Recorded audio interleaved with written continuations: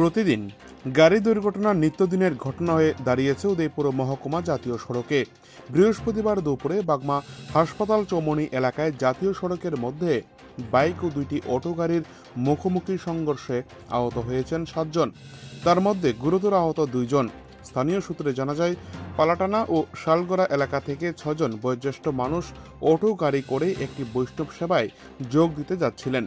তার মধ্যে বাগমা হাসপাতাল চৌমনি এলাকায় আসার সাথে সাথে জাতীয় সড়কে তাদের অটো গাড়িটির সাথে একটি বাইক ও অপর একটি যাত্রীবাহী অটো গাড়ি মুখোমুখি সংঘর্ষে জড়িয়ে পড়ে।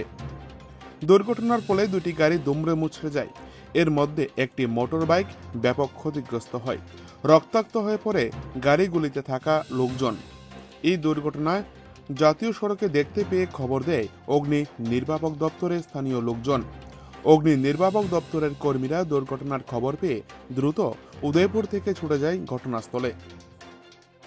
দুর্ঘটনাস্থলে পৌঁছে আহতদেরকে উদ্ধার করে টেপানিয়া জেলা হাসপাতালে নিয়ে যায় চিকিৎসা করানোর জন্য। বর্তমানে আহতদের মধ্যে কয়েকজনকে প্রাথমিক চিকিৎসা করার পর ছেড়ে দেয় চিকিৎসকরা। হাসপাতাল সূত্রে জানা যায়, এর মধ্যে 2 জন চিকিৎসাধীন রয়েছে সরকারি জেলা হাসপাতালে। এই দুর্ঘটনার খবর পেয়ে পরবর্তী সময়ে বাগমা ফাঁড়ি থানার পুলিশ ছুটে আসে ঘটনাস্থলে। এর মধ্যে সমস্ত আহতদের কাছ থেকে তাদের পরিচয় জানার চেষ্টা করেছে পুলিশ। গোটা ঘটনায় ব্যাপক চাঞ্চল্য সৃষ্টি হয়েছে গোটা বাগমা জুড়ে।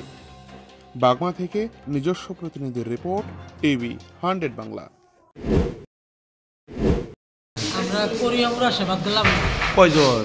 আমরা 6 জন। আচ্ছা, অটো ড্রাইভার সহকারে 7 জন। হ্যাঁ। কি হয়েছিল? আমি কই জানতাম না, আমি তো বইয়ের দিকে বাইকে না গাড়ি দিচ্ছে, আমরা সাইডেই আসলাম। 7 জন পেশেন্টকে ফায়ার সার্ভিস নিয়ে আসে বাগমা থেকে। তো এখন সবাইকে প্রাথমিক যা দেওয়া সব দেওয়া হয়েছে। এদের মধ্যে 2 জন একদম সিরিয়াস। 2 জন নাম হচ্ছে দিলীপ দেবনাথ, 57 ইয়ার মেয়ে, মাথাতে প্রচণ্ড আঘাত লেগেছে। তো ওদেরকে জীবিত রেফার করেছি। আরেকজন হচ্ছে স্বপন ধর, 60 ইয়ার্স মেয়ে, ওনাকেও আমরা প্রাথমিক চিকিৎসা দিয়ে জীবিত রেফার করেছি। কীভাবে কিছু বলা হয়েছিল? অটো আর বাইকের ধাক্কায়। কোন জায়গায় দাম হয়েছে স্যার? বাগমা হসপিটাল চমনিতে হয়েছে। এখন 2 জনকে রেফার করা হয়েছে। 2 জনকে আপাতত রেফার করা হয়েছে। মোট 7 জন। মোট 7 জন, বয়স্ক 6 জন, ড্রাইভার।